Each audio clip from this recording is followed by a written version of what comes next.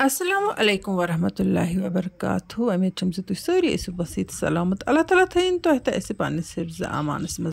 आज बनावन बैंगन का भरता यथ जन कशिर पे वन बजित वांगन। अम बापत अन वार मज ताज़ ताज़ वांगन कड़ित तो कहन विवरन हजन कमेंटन दिमो जवाब त रेसिपी मुतलिक तो कर बह कह खास टिप्स शेयर।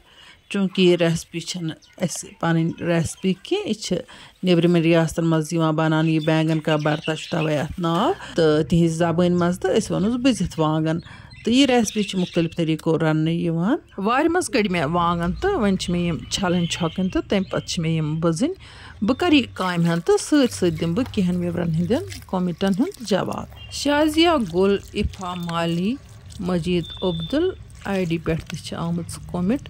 इमो मे टीचर्स डे पे मुबारकबाद दितमुत तो यम मे पन वस्ताद मानान।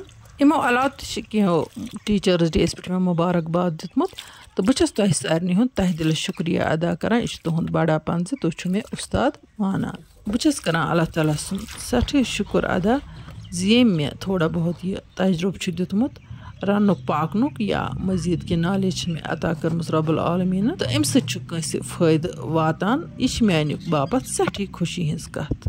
बे तमो कहन विवरन हूँ नाव। वन गो गड करो रेसिपी मुतलिक कत। यमन वांगन अंद अंद योत कट त्राउन यानी कि यम पूरा षटन कह। वन गो आज हरुद तो आज हेकान वांगन क्योम इत अम किन चट मे यम पूर पठन यमन त्र मे खाश तो यमन दिस मे नजर तो यमन मा क्योम शुम। वन गो यतन वन बह तुह खास कत ये बैंगन का भरता बनावन गोल गोल वेठ वांगन यम छुटी छुटी तमें गसन यथ रेसिपी मज इस्तेमाल करें। यमो ज़ालियो वांगनो खत तम वांगन ज्यादा बेहतर रोजान यथ रेसिपी मज। वन गो यम तक इस्तेमाल कर यहन छिलक हना दोर पहनत आसान तो इसलिए बेहतर करो गोल गोल वांगनी अत मज इस्तेमाल। यपर किन मे अक्सरिस हर संद्रमज तो अत पे थम जाल तो अथ जाल पे बजक बह वांगन तो इन टमाटर 2-4 सत त्रावन तो बे थो मे रूहन मोड अत पे यह रूहन तजन बह तो यम टमाटर तजन असल पे। जायका कश्मीरी किचन कह मुस्तकिल विवर यमन मज कुलसुमा जान कपवारा पे, गुडी जान यूजर ID पे कह विवर लेखा कमेंट तो साइमा जान पुलवामा पे, पोशा बेगम बारामुला पे, इकरा जान शुपिन पे, साकी मीर तो यमो अलाव मे वारियो विवरो कमेंट लेचम। वन गो यम लेखान तुज वीडियो मुस्तकिल तौर वुचान तो यमो मज कहो लिखमुत सन मम्मी तुज वीडियो पसंद करान। तह सारे हूँ बह तह दिल शुक्रिया अदा करान। वन गो वीडियोस मज सारे हूँ नाव हेकान हेत कह तो बाकियों वारियो विवरो मे जान जान कमेंट लिखित लोल बोरमुत। अल्लाह ताला बरन तुह सारे लोल। तुह सारे हूँ बह तह दिल शुक्रिया अदा करान। तुह सत करो मजीद कत बात। वन गो गड करो रेसिपी मुतलिक कत। यमन टमाटरन तो वांगनन तुल मे छिलक यूता यमन वांगनन छिलक वो तूता तुल मे यमन। चूँकि अगर गोल वांगन अत मज इस्तेमाल करो तिमन असल पे छिलक वथान बनस्बत के यमन ज़ावलन वांगनन तो यम सात वांगन तलान तो यम दिल गलन आसान हना मुश्किल तो अत लगान थोड़ा सा टाइम।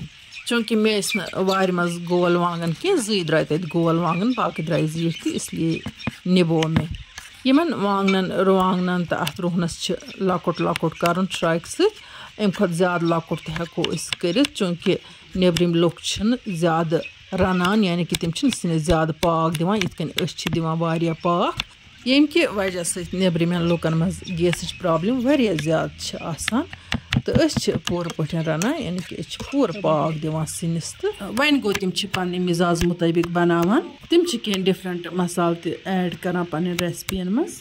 वन गो बह बनावक यम बजित वांगन तिथ कन सनिस कशरिस मिजाजस यम वाय वन बनान। ताय मज त्रो मे हसबी ज़रूरत तिल हन तो अम पत त्राव बह अत पे अदरक लहसुन पेस्ट 1 चमचे ज़्योर अजवाइन तो मेथी दाना तो कर बह अत मज अथी ऐड। थोड़ा सा फ्राई करने पत त्राव बह वन यम वांगन रुवांगन अथी मज तो यम मे असल पे फ्राई कर।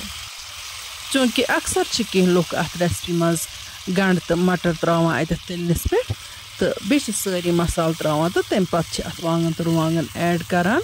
वन गो मे कोर गंड अत रेसिपी मज इस्तेमाल कह तिकाज यमन वांगनन तो रुवांगनन हुंद पनुन अलग टेस्ट गसी यून तो वन तुह पन चॉइस तुम हेकू गंड ते बगारस पे त्रित पत् कर मे अत नून रचना अख ऐड तो कोरम खूब फ्राई खलन खलन थमस जारी तो सती दितमस गस यम तिथे कन आसान रन इत कन टमाटर रनान यम सात टमाटर हंद खुशक चोट बनावान सोबुत टमाटर तेलस पे त्रावान तिमन लगातार गस दिवान तिथे कन यमन ते लगातार गस दिन यमन विवरण हंद मे वनुक ताम नाव हेत तो तमो मे यूट्यूबस पे कमेंट लेचमस वन गो फेसबुकस पे मेन वारिया विवर करान मानी वीडियो पन फेसबुक पेजन पे शेयर तिमन सारनी होत बह तहे दिल शुक्रिया अदा करान अमे अलाव यम जान जान कमेंट लेखित फेसबुकस पे जायकाज कश्मीरी किचनस लोल बरान अल्लाह ताला बरन तह सारनी लोल तो तुहदन दिलन हिंद नेक मुराद करिन अल्लाह ताला पूर आमीन या रब्बुल आलमीन वारिस कालस तलन दिन पत कोर मे वन यथ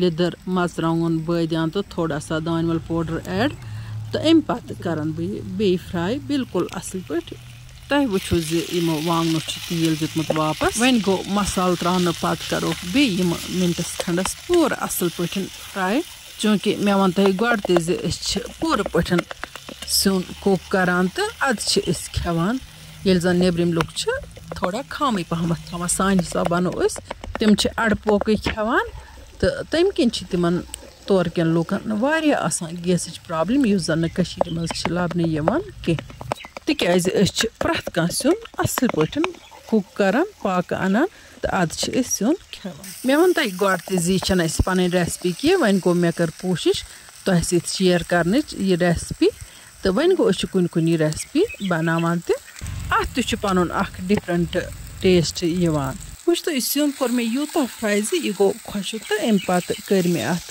सब्ज मर्चुंगन तो बे पुदन ऐड तो हन हन छस बह वन अत आब कतरहन कतरहन तो त्रावान पुदन बजाय हेको अत दानवल तो ऐड कर तो वन गो दानवल मे अवेलेबल कह तो पुदन प्रथ कुन सिनिस मज अलग लुत्फ दिवान इसलिए छस बह अक्सर रेसिपियन मज पुदन करान इस्तेमाल पुदनस मेडिसिनल वैल्यू यह म्याद खतर वारिया असल तो मजीद अमिक वारिया फायदा आब त्रान पत थ मे अत खलन खलन जारी माशाअल्लाह वुच तो बैंगन का भरता कि स्पेशल बनो तो वन फिरो बिस्मिल्लाह कर बानस मज यमन बुजित वांगन स्पेशल मज गुमुत तुह तह कर यह रेसिपी ट्राई तो तुलजो अमुक लुत्फ इतन कर बह तह रिक्वेस्ट जे अगर तह मेन वीडियो टारे खसान वीडियो अजन कर लाइक तो पन्न सतन कर शेयर जान जान कमेंट लिखित अजो जायकाज कश्मीरी किचनस लोल बरान इंशाअल्लाह रहमान इमो नईस वीडियोस मज तुहद बापत बे कह नव डाल तोताम तुह अल्लाह ताला हवाल अल्लाह निगहबान।